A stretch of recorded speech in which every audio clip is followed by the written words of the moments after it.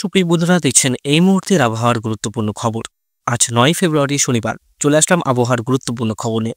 সুপ্রিয় বন্ধুরা, জেলায় জেলায় আবার জাঁকিয়ে শীত পড়ার সম্ভাবনা রয়েছে। কিছু কিছু অঞ্চলে বৃষ্টিপাত এবং কোনো কোনো অঞ্চলে প্রবল শৈত্যপ্রবাহ সতর্কবার্তা রয়েছে। তো সুপ্রিয় বন্ধুরা, কোন কোন জেলায় বৃষ্টিপাতের সম্ভাবনা আছে, কোন কোন জেলায় ঘন কুয়াশা থাকবে, সবকিছুই দেখাবো এই প্রতিবেদনে। অবশ্যই চ্যানেলটিকে সাবস্ক্রাইব করে প্রতিনিয়ত সঠিক আপডেট দেখার চেষ্টা করবেন।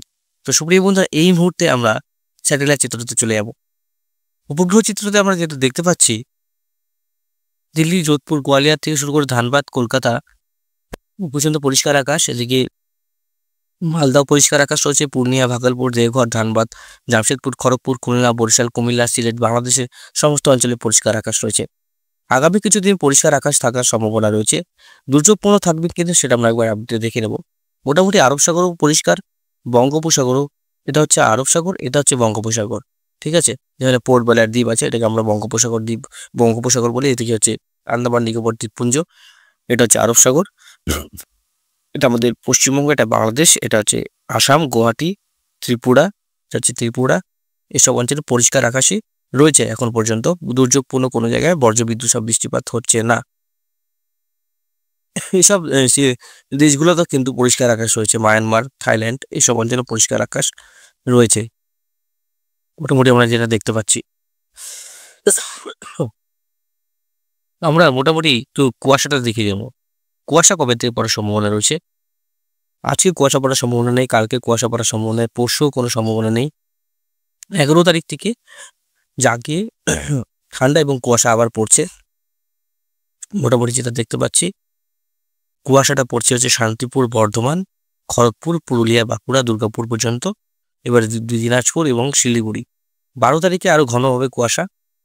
12 তারিখে গোটা কলকাতা অঞ্চল এবং গোটা দক্ষিণবঙ্গ এবং কলকাতা টাউন মিলে কিন্তু ঘন কুয়াশা থাকছে বন্ধুরা। দেখুন, চন্দননগর, চাকদা, পান্ডুয়া, কলকাতা হচ্ছে উলুবেড়িয়া, কোলাঘাট, তারপর হচ্ছে তমলুক, পাঁশকুড়া, বালিচক থেকে শুরু করে জয়নগর, মিজিলপুর, তারপর চাকদা, বগনান, সাতক্ষীরা, শ্রীকান্তপুর, মংলা, বেগারহাট এবং ফরিদপুর, ঢাকা, এইসব অঞ্চলে ঘন কুয়াশা লক্ষ্য করা যাবে। তো দুর্যোগপূর্ণ আবহাওয়া থাকবে কিনা সেটাও আপডেট আপনাদের দেখাবো, একটু ধৈর্য ধরুন। 13 তারিখে মোটামুটি হালকা কুয়াশা থাকবে। 14 তারিখে আবার ঘন কুয়াশা থাকবে দক্ষিণবঙ্গে। 15 তারিখে আবার হালকা কুয়াশা থাকার সম্ভাবনা রয়েছে। তাহলে কুয়াশার আপডেটে গেলাম। তাহলে 11 তারিখ, 12 তারিখ, 13 তারিখ এই কদিন কিন্তু ঘন কুয়াশা থাকছে দক্ষিণবঙ্গের জেলাগুলোতে। চলুন, পশ্চিমী ঝঞ্ঝার প্রভাবে কোনো বৃষ্টিপাত হবে কিনা সেটা একবার আপনাদের কাছে তুলে ধরবো। পশ্চিমী ঝঞ্ঝার প্রভাবে বৃষ্টিপাত হবে কিনা। ভিডিওটাকে বেশি বড় করব না, যেটুকু সঠিক আপডেট দেখানোর চেষ্টা করব, যতটুকু দেখাবো। আপনাদের সময় নষ্ট করব না বন্ধুরা। 8 তারিখ, 9 তারিখ, 10 তারিখ কোনো বৃষ্টিপাত নেই, কিন্তু আসাম, ডুবলিগড়, এইসব অঞ্চলে কিন্তু বৃষ্টিপাত চলবে। ডুবলিগড়, জোরহাট, তারপরে হচ্ছে নর্থ লক্ষিমপুর, তারপরে ডিগবই, নয়াগাঁও, তেজপুর, এইসব অঞ্চলে মাঝারি টাইপের বৃষ্টি লক্ষ্য করা যাবে 11 তারিখ থেকে। 11 তারিখ ভারী বৃষ্টি চলবে আসামে। 12 তারিখ মাঝারি বৃষ্টি, 13 তারিখ হালকা বৃষ্টি, 14 তারিখ কোনো বৃষ্টিটা আরো হালকা হবে। তো আমাদের দক্ষিণবঙ্গে কোনো বৃষ্টির সম্ভাবনা নেই, উত্তরবঙ্গে এবং দক্ষিণবঙ্গে।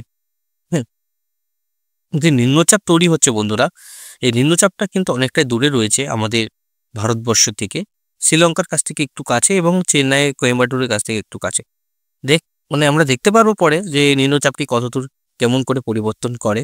তো এইটার প্রভাবে, এই নিম্নচাপের প্রভাবে যে আমাদের পশ্চিমবঙ্গে কোনো দুর্যোগ আসবে সেটার সম্ভাবনা একদমই নেই।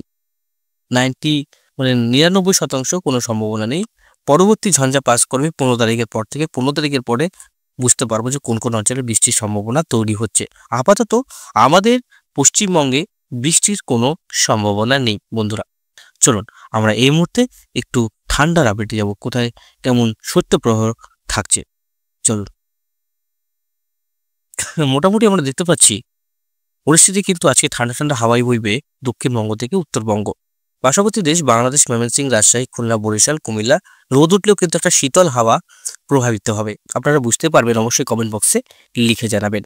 9 তারিখে আমরা দেখতে পাচ্ছি মোটামুটি 10 তারিখ, 11 তারিখ, 12 তারিখ, 13 তারিখ, 14 তারিখ ঠান্ডাটা বজায় থাকবে।